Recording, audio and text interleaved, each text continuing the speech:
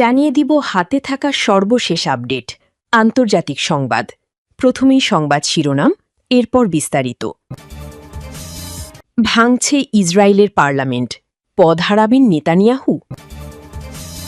আরও জানিয়ে দিব আহমেদিনেজাদকে নিয়ে গোপন পরিকল্পনা করেছিল যুক্তরাষ্ট্র ইসরায়েল।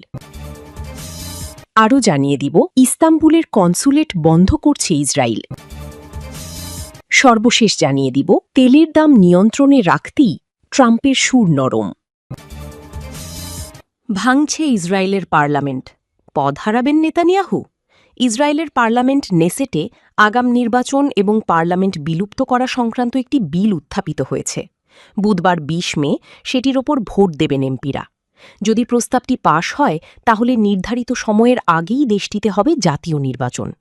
বার্তা সংস্থা রয়টার্স বিভিন্ন জরিপের বরাতে জানিয়েছে এই নির্বাচনে প্রধানমন্ত্রী বেনিয়ামিন নেতানিয়াহু পরাজয়ের মুখে পড়তে পারেন। নির্বাচন কবে?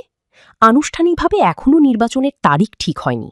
ইসরায়েলে সাধারণত প্রতি ৪ বছর পর জাতীয় নির্বাচন হয়, তবে আগাম ভোটের ঘটনা সেখানে নতুন নয়। সর্বশেষ নির্বাচন হয়েছিল ২০২২ সালের নভেম্বরে এবং পরবর্তী নির্বাচন হওয়ার কথা এবছরের ২৭ অক্টোবরের মধ্যে। পার্লামেন্ট ভেঙে দেওয়ার বিল পাশ হওয়ার পর এখন সংসদ সদস্যদের নতুন নির্বাচনের তারিখ নির্ধারণ করতে হবে। ইসরায়েলি রাজনৈতিক বিশ্লেষকদের ধারণা সেপ্টেম্বরের প্রথমার্ধেই নির্বাচন হতে পারে, তবে অক্টোবরের শেষ দিকেও ভোট আয়োজনের সম্ভাবনা রয়েছে। কেন ভাঙছে পার্লামেন্ট? নেতানিয়াহুর দীর্ঘদিনের ঘনিষ্ঠ রাজনৈতিক মিত্র হিসেবে পরিচিত একটি আল্ট্রা অর্থোডক্স ইহুদি দল চলতি মাসে ঘোষণা দেয় তারা আর নেতানিয়াহুকে সহযোগী হিসেবে দেখছে না এবং আগাম নির্বাচন চায়। তাদের অভিযোগ, বাধ্যতামূলক সামরিক সেবা থেকে নিজেদের সম্প্রদায়কে অব্যাহতি দেওয়ার যে আইন পাশের প্রতিশ্রুতি নেতানিয়াহুর জোট দিয়েছিল তা রক্ষা করা হয়নি।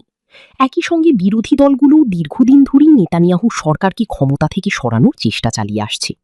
গত জুনেও সরকার পতনের একটি চেষ্টা ব্যর্থ হয়েছিল। তবে এবার যদি নির্বাচন কয়েক সপ্তাহ আগেও এগিয়ে আসে তাহলে তা বিরোধী শিবিরের প্রচারণায় নতুন গতি আনতে পারে, যা সরকারকে বিতর্কিত আইন পাশে সীমাবদ্ধ করে দিতে পারে। পরিস্থিতি নিয়ন্ত্রণে রাখতে গত ১৩ মে নেতানিয়াহুর জোটই আগে থেকে পার্লামেন্টে আহমেদিনেজাদকে নিয়ে গোপন পরিকল্পনা করেছিল যুক্তরাষ্ট্র ইসরায়েল। ইরানের সর্বোচ্চ নেতা ও শীর্ষ কর্মকর্তাদের হত্যার পর দেশটিতে নেতৃত্ব পরিবর্তনের পরিকল্পনা করেছিল যুক্তরাষ্ট্র ও ইসরায়েল। সেই পরিকল্পনায় সাবেক প্রেসিডেন্ট মাহমুদ আহমাদিনেজাদকে নতুন নেতা হিসেবে বিবেচনা করা হয়েছিল বলে দাবি করা হয়েছে নিউ ইয়র্ক টাইমসের এক প্রতিবেদনে। ইসরায়েলের হামলায় ইরানের সর্বোচ্চ নেতা আলী খামেনি ও শীর্ষ কর্মকর্তারা যুদ্ধের শুরুর দিকেই নিহত হওয়ার কয়েকদিন পর যুক্তরাষ্ট্রের প্রেসিডেন্ট ডোনাল্ড ট্রাম্প প্রকাশ্যে মন্তব্য করেন, ইরানের ক্ষমতা যদি ভেতরের কেউ গ্রহণ করত তাহলে সেটাই সবচেয়ে ভালো হতো। পরে জানা যায় যুক্তরাষ্ট্র ইসরায়েল যুদ্ধ শুরুর সময় এক নির্দিষ্ট ও বিস্ময়কর ব্যক্তিত্বকে সামনে রেখে পরিকল্পনা করেছিল। তিনি আর কেউই নন, ইরানের সাবেক প্রেসিডেন্ট মাহমুদ আহমাদিনেজাদ। তিনি কঠোর ইসরায়েল বিরোধী ও আমেরিকা বিরোধী অবস্থানের জন্য পরিচিত। প্রতিবেদন অনুযায়ী ইসরায়েলের পরিকল্পনা ছিল কয়েকটি ধাপে ইরানের সরকারকে দুর্বল করা। প্রথম ধাপে যুক্তরাষ্ট্র ও ইসরায়েলের বিমান হামলা এবং শীর্ষ নেতাদের হত্যার মাধ্যমে রাষ্ট্রযন্ত্রে অস্থিরতা তৈরি করা হয়। পাশাপাশি কুর্দি গোষ্ঠীগুলোকে ইরানি বাহিনীর বিরুদ্ধে সক্রিয় করার পরিকল্পনাও ছিল। পরবর্তী ধাপে রাজনৈতিক অস্থিরতা ও অবকাঠামোগত ক্ষয়ক্ষতির মাধ্যমে সরকারকে দুর্বল করে বিকল্প সরকার প্রতিষ্ঠার চিন্তা করা হয়েছিল।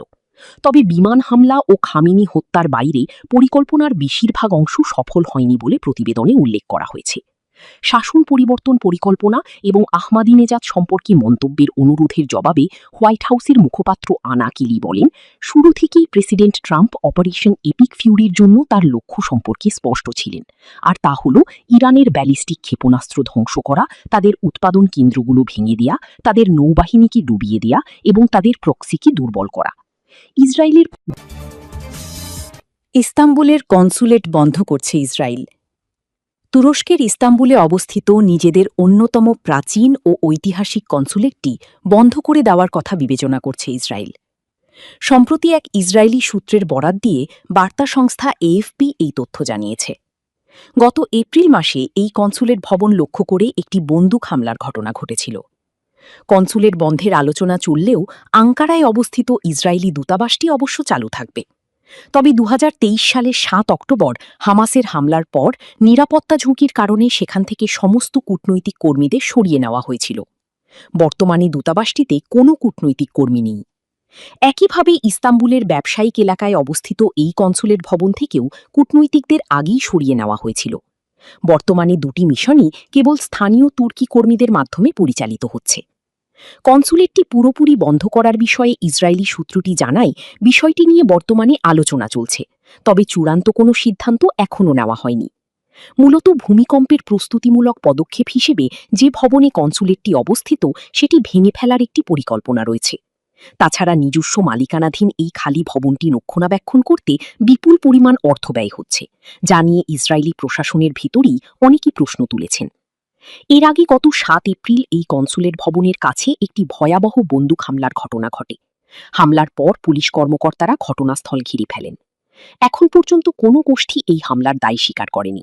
তবে তুর্কি কর্তৃপক্ষ বিস্তারিত কোনো তথ্য না দিয়ে জানিয়েছে, ধর্মকে ব্যবহার করে এমন একটি সন্ত্রাসী সংগঠন এই হামলার পিছনে দায়ী। তেলের দাম নিয়ন্ত্রণে রাখতেই ট্রাম্পের সুর নরম। লাগাতার হুমকির পর হুট করেই ইরানের সঙ্গে আলোচনার কথা বলছেন ডোনাল্ড ট্রাম্প। তেহরান বিশ্ববিদ্যালয়ের সহযোগী অধ্যাপক ফোয়াদ ইজাদির মতে, তেলের দাম নিয়ন্ত্রণে রাখতেই এই কৌশল নিয়েছেন মার্কিন প্রেসিডেন্ট। কাতার ভিত্তিক গণমাধ্যম আল জাজিরাকে দেওয়া এক সাক্ষাৎকারে ইজাদি বলেছেন, ট্রাম্পের মূল লক্ষ্য আন্তর্জাতিক তেলের দাম নিয়ন্ত্রণে রাখা। ট্রাম্প দাবি করেছেন, ইরানের সঙ্গে চলমান যুদ্ধ খুব দ্রুত শেষ হবে। ভাইস প্রেসিডেন্ট জেডি ভ্যান্সও তেহরানের সঙ্গে আলোচনায় অগ্রগতির ইঙ্গিত দিয়েছেন। এই খবরে আন্তর্জাতিক বাজারে তেলের দাম প্রায় ১% কমেছে। তবে অপরিশোধিত তেলের দাম এখনও ব্যারেল প্রতি $১০০ ওপরে রয়েছে। ইজাদি বলেন, ইরান যুদ্ধ মার্কিন জনগণ পছন্দ করছে না, কারণ এই যুদ্ধের প্রভাব সরাসরি জ্বালানি বাজারে পড়ছে এবং সাধারণ আমেরিকানদের গ্যাস স্টেশনে বাড়তি মূল্য দিতে হচ্ছে। আমেরিকানরা শুধু ক্ষেপণাস্ত্রের খরচ দিচ্ছে না, তারা গ্যাস স্টেশনেও এই যুদ্ধের মূল্য দিচ্ছে। তিনি বলেন, ইরান এখন এমন একটি স্থায়ী সমাধান চায় যাতে ভবিষ্যতে আবার একই ধরনের হামলা বা উত্তেজনা তৈরি না হয়, কারণ ট্রাম্পের প্রেসিডেন্ট মেয়াদ এখনও আরও ২.৫ বছর বাকি। ইজাদি দাবি করেন, চলমান সংঘাতে ইরানের প্রায় $২৫০ বিলিয়ন ক্ষতি হয়েছে। অনেক সিনিয়র নেতা মারা গেছেন। এই ক্ষতি পুষিয়ে উঠতে চায় তেহরান সরকার। তবে ইরান কোনো ধরনের বাজে চুক্তি করতে চায় না।